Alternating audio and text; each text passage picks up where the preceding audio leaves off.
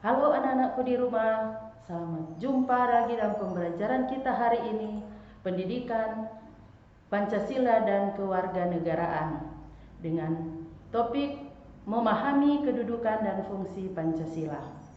Namun sebelum kita mulai, diharapkan kita semua untuk berdoa. Mari kita berdoa. Terima kasih Tuhan Yesus untuk kasih setiamu dan penyertaan-Mu. Hingga saat ini kami masih diberi kesempatan untuk mengikuti pembelajaran di hari ini. Kiranya Tuhan beri hikmat akal budi bagi kami, agar kami boleh mengerti dan memahami akan materi yang akan diberikan saat ini. Terima kasih, kami berdoa. Amin. Selanjutnya, sebelum kita mulai dalam pembelajaran kita hari ini, tentu kita harus melihat dulu apa itu tujuan pembelajaran. Tujuan pembelajaran kita, di mana setelah kegiatan pembelajaran dilaksanakan, peserta didik diharapkan mampu menjelaskan pengertian dasar negara, menjelaskan fungsi dan peran Pancasila, menjelaskan arti penting Pancasila sebagai dasar negara.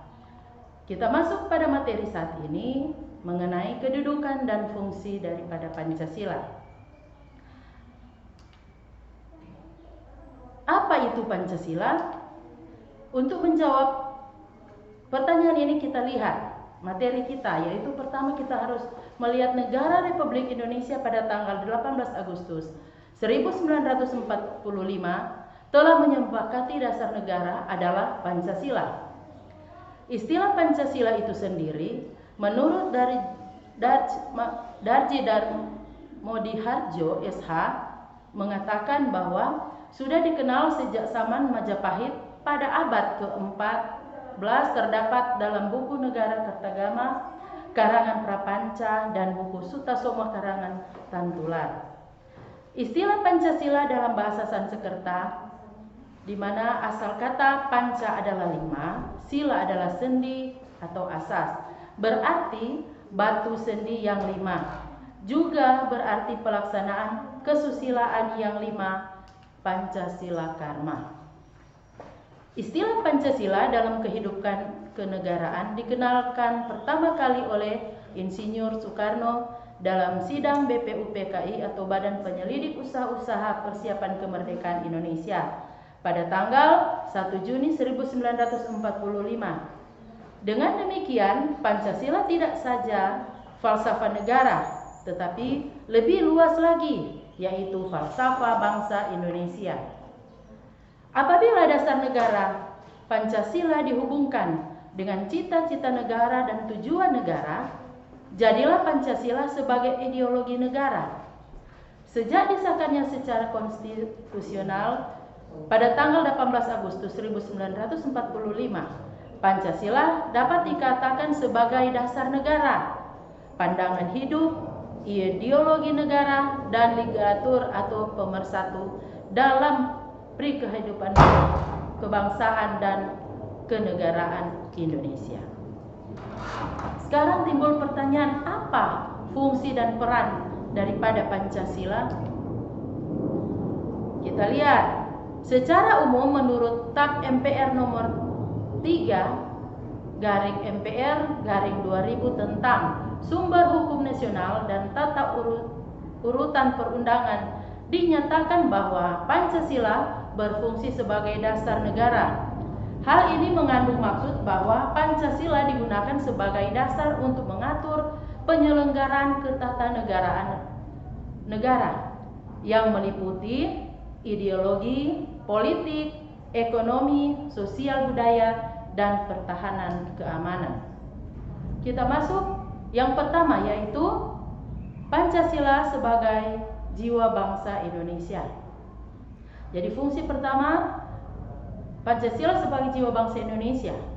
Agar Indonesia tetap hidup dalam jiwa Pancasila, setiap bangsa dan negara tentu memiliki jiwa. Dalam hal ini, Pancasila menjadi jiwa bangsa Indonesia. Pancasila sendiri telah ada sejak bangsa Indonesia lahir, yaitu sejak proklamasi kemerdekaan. Artinya, Pancasila sebagai nilai-nilai kehidupan yang ada di masyarakat Indonesia.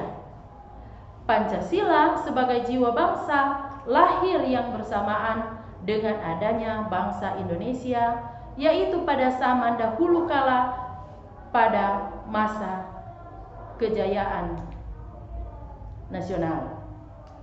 Selanjutnya yang kedua, Pancasila sebagai kepribadian bangsa Indonesia, di mana dia berfungsi yaitu sebagai hal yang memberikan corak khas bangsa Indonesia dan menjadi pembeda yang membedakan bangsa kita dengan bangsa yang lain.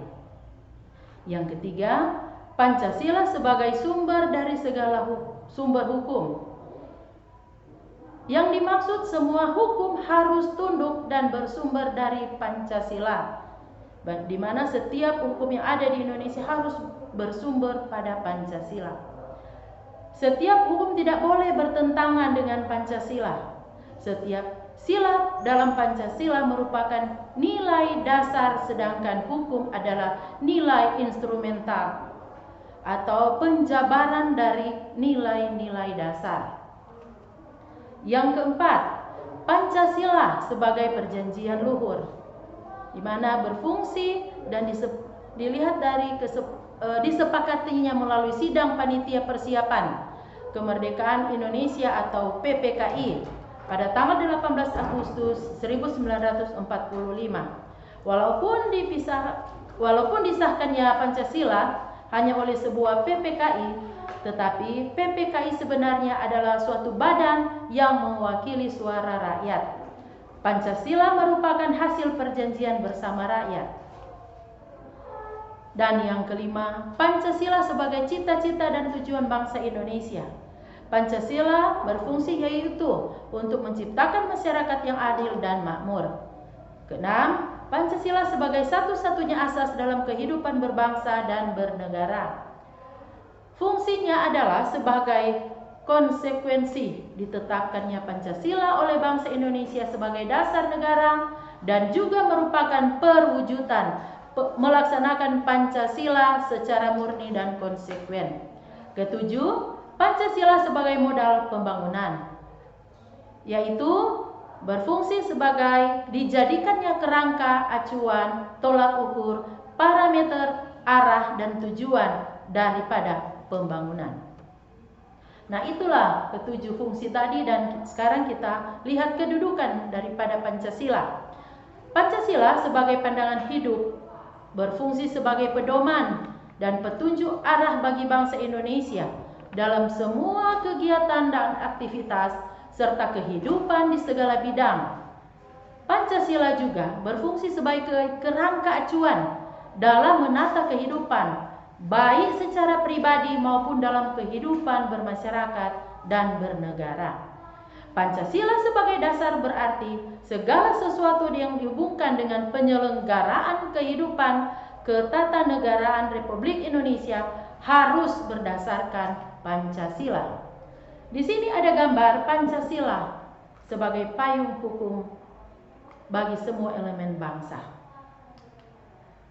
di mana dalam menata sebuah negara itu membutuhkan suatu konsensus yang bersama sebagai alat lalu lintas kehidupan berbangsa dan bernegara. Tanpa konsensus tersebut, maka masyarakat akan memberlakukan hidup bebas tanpa menghiraukan aturan yang telah disepakati.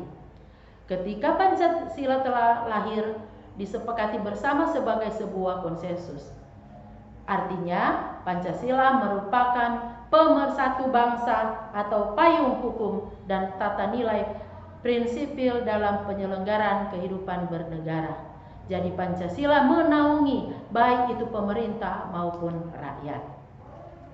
Pancasila sebagai paradigma keilmuan, yaitu pertama, ilmu ekonomi, mempelajari tentang perbuatan manusia yang memiliki kebutuhan hidup dan bagaimana manusia memenuhi kebutuhan hidup itu.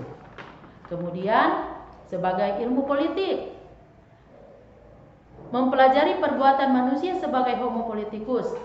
Manusia memiliki nafsu atas kekuasaan atau power. Dan yang terakhir ilmu hukum, yaitu membicarakan tentang bagaimana seharusnya tingkah laku manusia dalam pergaulan hidup dalam bermasyarakat. Kemudian paradigma pendidikan, di mana pendidikan pada dasarnya adalah proses memanusiakan manusia. Pancasila sebagai paradigma pendidikan berarti pendidikan bukan sekedar usaha untuk mencerdaskan anak bangsa di bidang akademik, melainkan harus dapat membentuk karakter dan kepribadian peserta didik sehingga menjadi generasi yang cerdas dan berakhlak mulia atau good and smart generation.